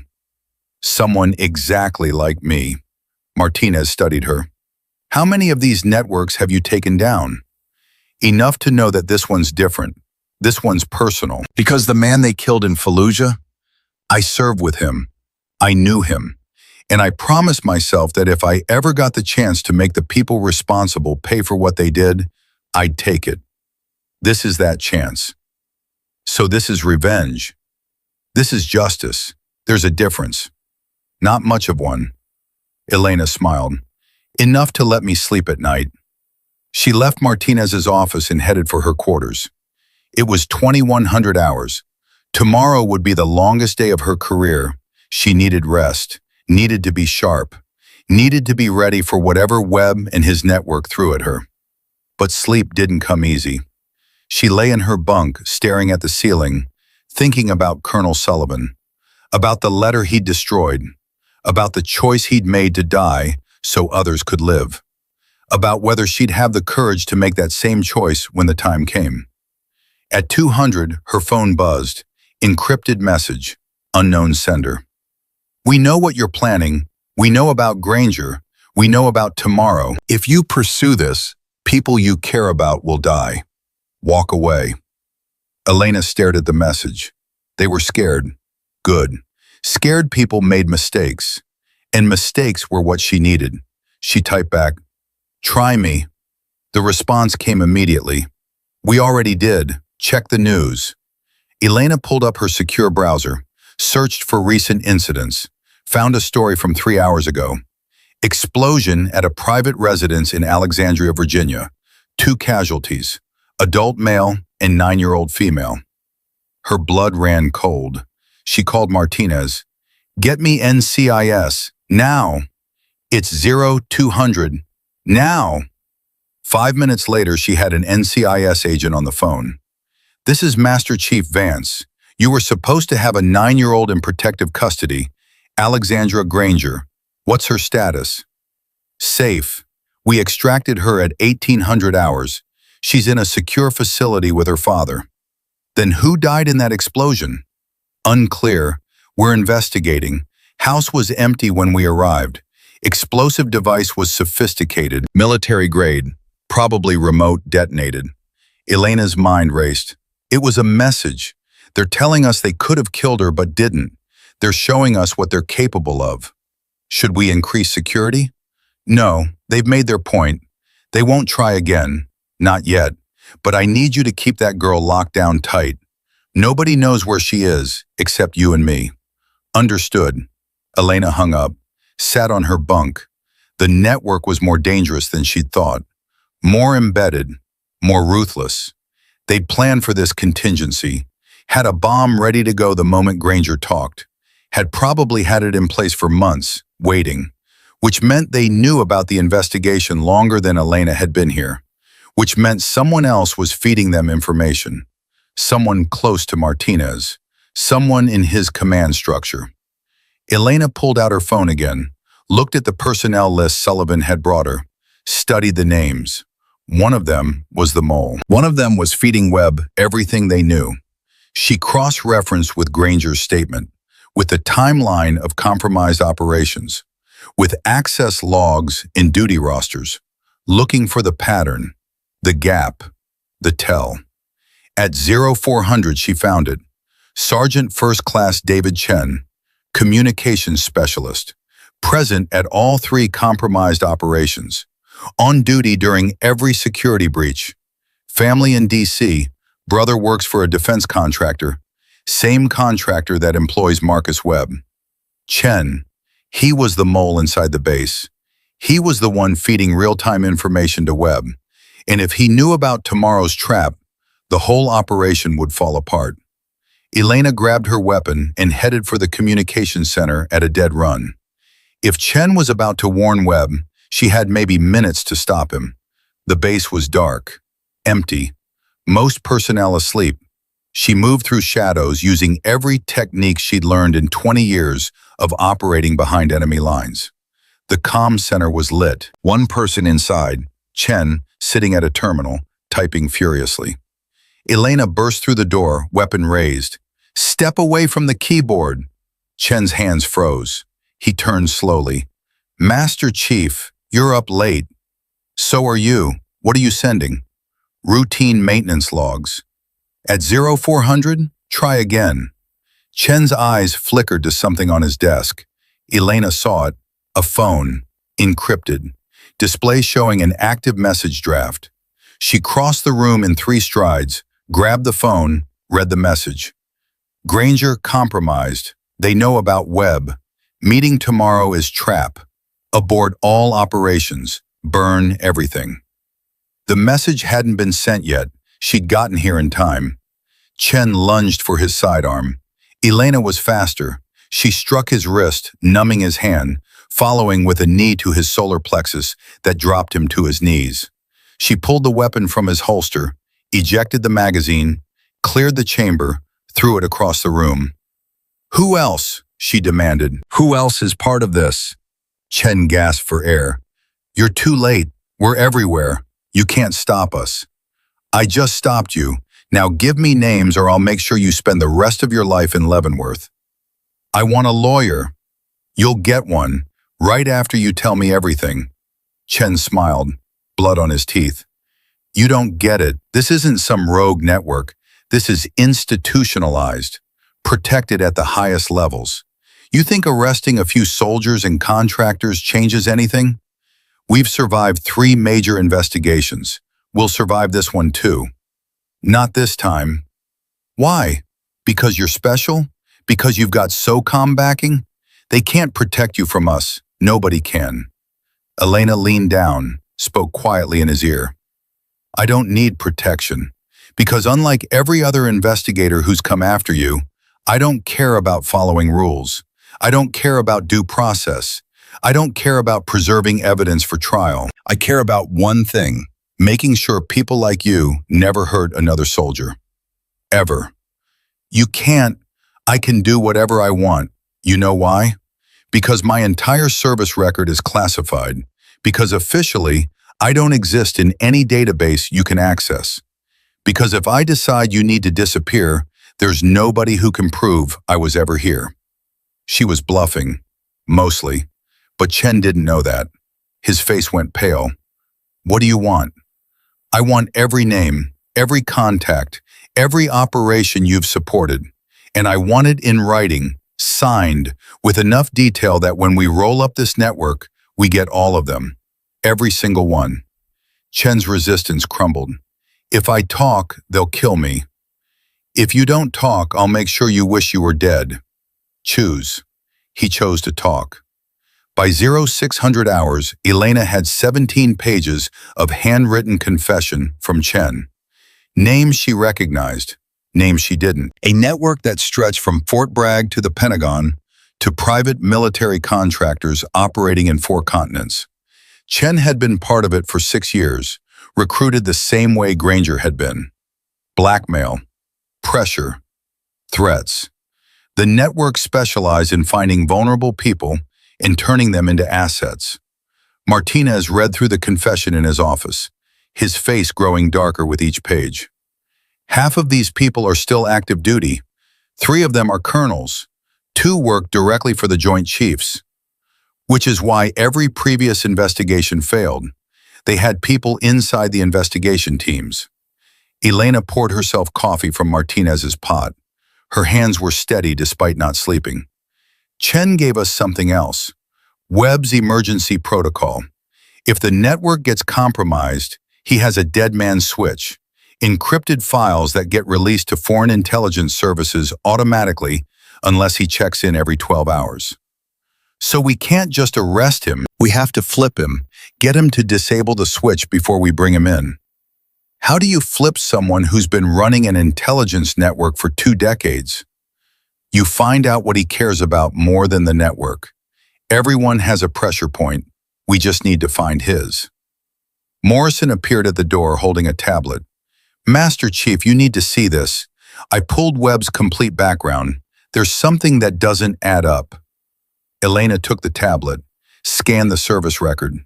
He was Navy, Special Warfare, injured out in 2003, medical discharge. Right, but look at the injury date, 2 weeks before the Fallujah convoy ambush. Elena's eyes narrowed. He was there. He was part of Colonel Sullivan's unit. More than that, Morrison pulled up another document. He was the intelligence officer assigned to convoy planning. He would have known the routes, known the timing, known everything. The pieces clicked into place with brutal clarity. Webb didn't just leak information about the ambush. He planned it. He was there. He knew exactly what he was doing. Martinez stood up. Why? Why would an intelligence officer betray his own unit? Money, ideology, blackmail. Does it matter?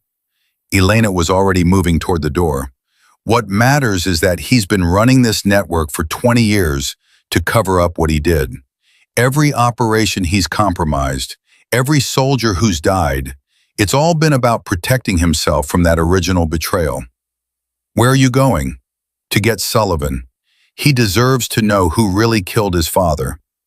She found Sullivan in his quarters, looking exactly like someone who'd spent the night drinking and breaking furniture. Except the bottle on the table was still sealed and the broken chair was positioned too deliberately. He'd followed instructions, made it look good for whoever was watching. It's time, Elena said. Sullivan stood. Did Chen talk? Chen sang, we know everything, including who leaked your father's convoy route. Sullivan's face went rigid. Who? Marcus Webb. He was your father's intelligence officer. He planned the ambush. He got paid by hostile forces to feed them the route. And when your father survived the initial attack and led that rescue operation, Webb made sure the follow-up strike would finish the job. Sullivan's knees buckled. He caught himself on the table. Webb. I met him 3 months ago when he came to consult on security. He shook my hand. He told me stories about my father. He said they were friends. They were, which made the betrayal easier. Your father trusted him completely, never saw it coming. I'm going to kill him. No, you're not. You're going to help me arrest him. Help me make sure he spends the rest of his life in a cell, thinking about what he did. Death's too easy. He needs to live with it. Sullivan's breathing was ragged. How? How do we get him? Granger's meeting him in 3 hours. She's going to tell him everything's under control, that we're chasing shadows. And while she's talking, we're going to have teams positioned at every exit. NCISFBI. Military police.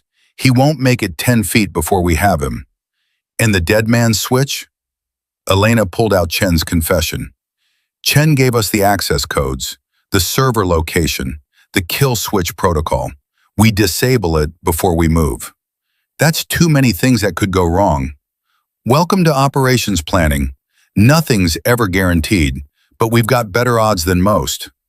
Sullivan looked at her. Why are you doing this, really?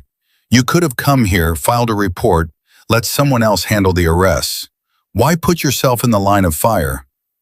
Because your father died trying to stop this network. Because I was there that day and I couldn't save him. Because I've spent 20 years watching good soldiers die from intelligence leaks, and I'm done watching. This ends today. What if Webb has backup we don't know about? He does. We'll deal with them as they surface. That's why we're not just arresting Webb. We're arresting everyone Chen identified simultaneously. Coordinated raids across 4 states. Every member of the network goes down at the same time. Sullivan absorbed this. That's not a standard investigation. That's a military operation. It's both. SOCOM authorized it 2 hours ago. We go active at 1400 hours. They drove to Georgetown in an unmarked vehicle, Elena behind the wheel, Sullivan riding passenger. The city was crowded with lunch traffic, tourists, people living their normal lives, while Elena prepared to dismantle a 20-year conspiracy. The coffee shop was on M Street, one of dozens that catered to students and government workers. Granger was already inside, sitting at a corner table with a laptop open. She looked terrified, but functional. Elena and Sullivan took positions across the street in a surveillance van. Morrison and Garcia were positioned at the back exit. NCIS agents covered the side doors. FBI had the surrounding blocks locked down. 43 personnel total, all waiting for one man to walk into a trap. "He's late," Sullivan muttered, checking his watch for the 5th time. "He's careful, probably doing counter-surveillance, making sure Granger didn't bring company. What if he doesn't show? Then we go to Plan B. What's Plan B? I make one up when we get there." Sullivan laughed, but it was a nervous sound. "You're insane, you know that? I prefer operationally flexible." At 14:07, Webb appeared. Gray hair, wire-rimmed glasses, professorial appearance. He walked into the coffee shop carrying a briefcase, moving with the careful awareness of someone who'd spent decades in intelligence work. Elena keyed her radio. "All units, target is inside. Stand by." Webb sat down 2 tables away from Granger, ordered coffee, opened his briefcase. The dead drop protocol was precise. He'd leave a phone, she'd take it, leave her own. No direct contact, no conversation. But Granger broke protocol. She stood up, walked to Webb's table, sat down across from him. "What is she doing?" Sullivan hissed. "Going off script." Elena felt adrenaline spike. "All units, prepare to move. This is about to go sideways." Inside the coffee shop, Granger was talking. Webb's face remained neutral, but his body language shifted. Tension, alertness. He reached for something inside his jacket. "He's going for a weapon. All units, execute now." The coffee shop exploded into motion. NCIS agents burst through the front door. FBI came through the back. Morrison and Garcia secured the side exits. Webb was on his feet, hand inside his jacket, when Elena crashed through the window. She'd gone through the plate glass from a standing position, using her body as a battering ram, accepting the cuts and impacts because she couldn't risk Webb detonating something or triggering his dead man switch. She hit him at full speed, driving him backward into a table, sending coffee and pastries flying. His hand came out of his jacket holding a phone, not a weapon. Elena grabbed his wrist, twisted, heard bones crack. The phone skittered across the floor. Morrison grabbed it, pulling the battery before it could send any signals. Webb fought like someone who'd been trained by the same people who trained Elena. Fast, efficient, dirty. He got an elbow into her ribs, a knee toward her groin. She blocked, countered, drove her forehead into his nose. Blood sprayed. He went down. She had him in cuffs before he stopped moving. Sullivan was there suddenly, shoving past agents, his face twisted with rage. "You killed my father. You sold him out. You son of a—" Elena blocked his path. "Don't. He wants you to lose control. Don't give him that. He deserves to rot in a cell thinking about every soldier he got killed, every operation he compromised, every family he destroyed. That's his punishment, not a quick death from someone he betrayed." Sullivan was shaking, but he stopped trying to get past her. Webb looked up from the floor, blood running from his broken nose. "You think you've won? You think arresting me changes anything? This network is bigger than me. It'll survive. It always survives." "Not this time," Elena said. Because while you were walking into this trap, we were executing simultaneous raids on 17 locations. Every member Chen identified, every contact you've ever used. We're taking down the whole structure. Webb's face went pale. You can't. The switch is disabled. Chen gave us everything. Access codes, server locations, backup protocols. Your insurance policy is worthless. Chen wouldn't. He knows what happens to informants. Chen knows what happens to traitors. And he decided prison was better than what I promised him if he didn't cooperate. Webb tried to struggle. Elena pressed her knee into his spine, keeping him pinned. Victor Reeves is in FBI custody as of 20 minutes ago. Colonel Sarah Mitchell at the Pentagon is being arrested right now. Your handler in Langley is already talking. This is over, Webb. You're done. You don't understand what you've done. These operations were sanctioned, approved at the highest levels. You think this was just criminals selling secrets? This was official policy, black budget operations, deniable assets. You just arrested people who were working for the United States government. Elena leaned down close to his ear. Then the United States government is about to have a very uncomfortable conversation about accountability. Because sanctioned or not, approved or not, you got American soldiers killed, and that bill always comes due. FBI agents hauled Webb to his feet, reading him his rights. NCIS took Granger into protective custody. The coffee shop was chaos, customers screaming, security footage being secured, evidence being tagged. Elena stepped outside into the afternoon sun, her ribs aching from where Webb had landed that elbow. Sullivan followed her. It's really over? He asked. The arrests are done. The trials will take years. But yeah, the network's broken. They won't recover from this. Sullivan looked at the sky. My father spent his last day trying to stop these people. And 20 years later, you finished what he started. We finished it. You helped. Morrison helped. Even Granger helped in the end. Your father started it, but it took all of us to end it. What happens now? Now we go back to base. Now we reopen Sarah Hayes' case and make sure she gets the justice she deserves. Now we rebuild security protocols so this never happens again. Now we do the boring work of actually fixing the problems instead of just fighting the symptoms. Sullivan nodded slowly. I need to apologize to Private Hayes, to you, to everyone I've hurt while I was too angry to see straight. Start with yourself. Forgive yourself for not being your father, for being human, for making mistakes. That's the hardest part. How do you forgive yourself? After everything you've done, everything you've seen. Elena thought about Kandahar, about Syria, about Fallujah, about 20 years of operations that would never be declassified, about the bodies and the blood and the choices that kept her awake at night. You don't forgive yourself. You just keep moving forward. You try to do better tomorrow than you did today. You protect people who need protecting. You stand up when it's easier to sit down. You tell the truth even when lies would be simpler. That's not forgiveness. That's just not giving up. They drove back to base in silence. By the time they arrived, news had spread. Soldiers lined the path to headquarters, watching as Elena and Sullivan walked past. No one spoke. No one saluted. They just watched, bearing witness to something they didn't fully understand, but recognized as important. Martinez met them at his office. 17 arrests, 14 in custody. 3 attempted to flee but were apprehended. SOCOM is sending a team to handle the rest of the investigation. You're being recalled to Washington for debriefing. When? Tomorrow morning. You've got 24 hours to wrap up here.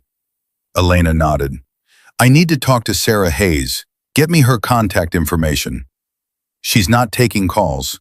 According to her father, she doesn't want anything to do with the military. Get me her information anyway. Martinez pulled it up. Elena wrote down the address. Alexandria, Virginia. Same city where her daughter had almost been killed. Master Chief, she's not going to want to see you. Probably not, but she deserves to know that Sullivan's being held accountable. that her complaint is being reopened, that this wasn't for nothing. You could send a letter. I could, but some things need to be said face to face. That evening, Elena drove to Alexandria. The house was small, well-maintained, in a quiet neighborhood where nothing dramatic ever seemed to happen. She knocked on the door. A man answered, late 40s, cautious expression. I'm looking for Sarah Hayes. She's not available. I'm Master Chief Elena Vance. I'm the one who reopened her case. I need 5 minutes.